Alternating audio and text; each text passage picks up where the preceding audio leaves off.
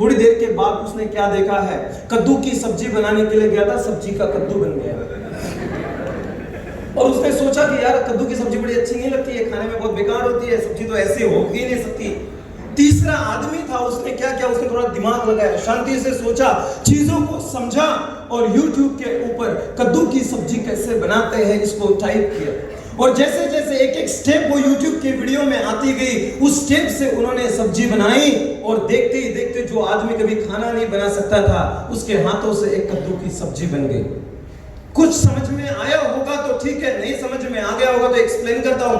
हम सारे लोग जीवन में यहां पर जब से पैदा हुए हैं, सफल होने के लिए जितनी चीजें चाहिए थी वो सारी हमारे पास है। हमारे माँ बाप है, हमारे फ्रेंड्स है, हमारे रिलेटिव्स है, हमारे पास अच्छी कंपनियां हैं, हम लोगों को पैसे कमाने के लिए शिक्षा विक्षा सारी चीजें दी गई है। कुछ चीजें, कुछ लोग होते हैं जो कहते हैं मेरे को नहीं आता, क्योंकि वहां से निकल जाते हैं। कुछ लोग करने की कोशिश करते हैं, अपने हिसाब से करने की कोशिश करते हैं, लेकिन चीजें बन नहीं पाती।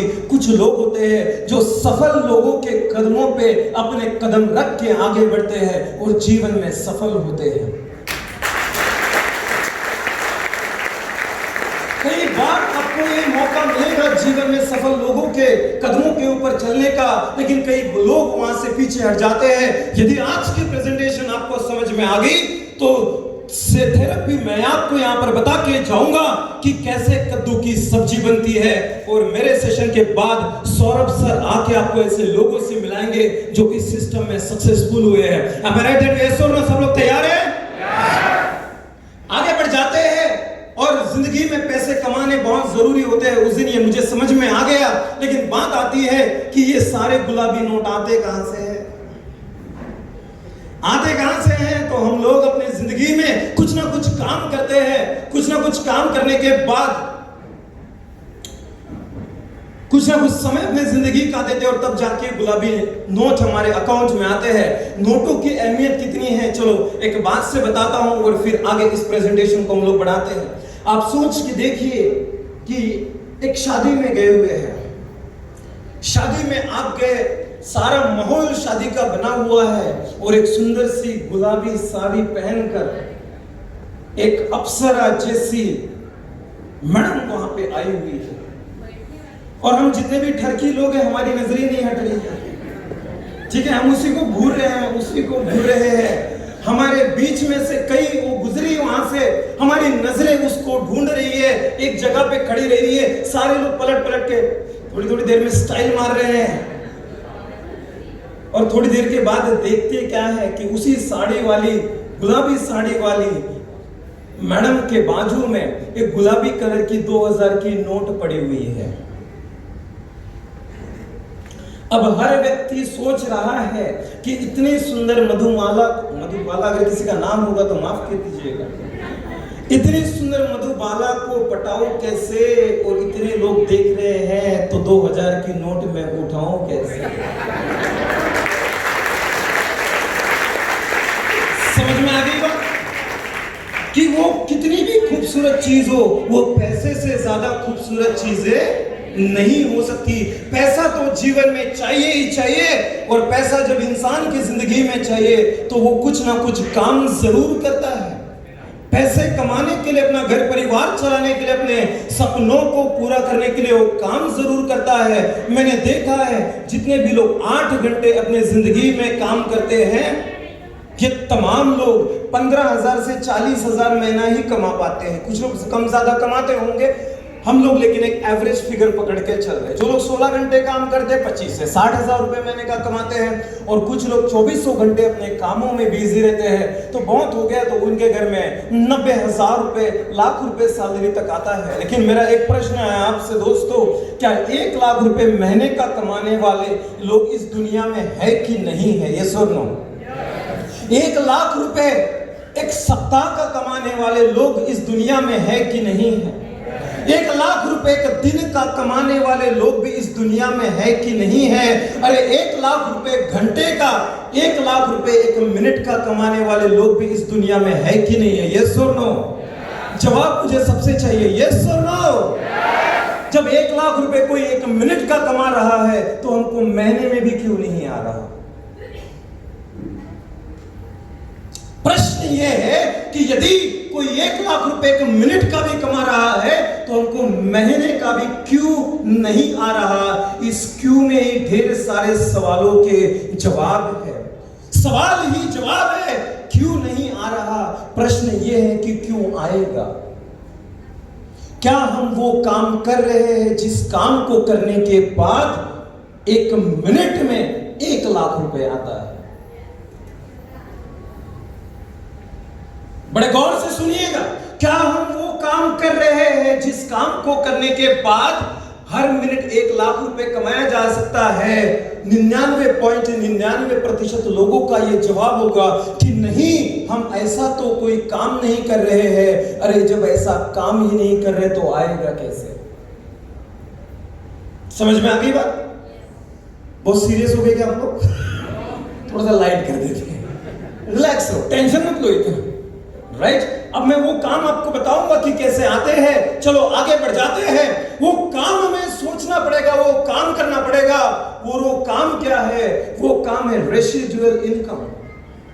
एक ऐसा इनकम जब आपके पास काम करने वाले ढेर सारे लोग हो, कई सारी बड़ी कंपनियों को हम लोग देखते हैं, उनके सीईओस को हम लोग देखते हैं, डायरेक्टर्स को हम लोग देखते हैं, उनके डायरेक्टर आके कभी काम नहीं करते, लेकिन फिर भी उनका काम होता जरूर है। एक बड़े ब्रांड का मालिक ना तो खुद एडवर्टाइजमेंट में आता है, ना तो खुद वो अपने प्रोडक्ट को प्रमोट करता है, ना तो वो उस प्रोडक्ट को मैन्युफैक्चर करता है, ना तो वो उस प्रोडक्ट की डिजाइन बनाता है। इन सब कामों के लिए उसने अलग अलग लोगों को रखा होता है। Am I right that way, sir? No?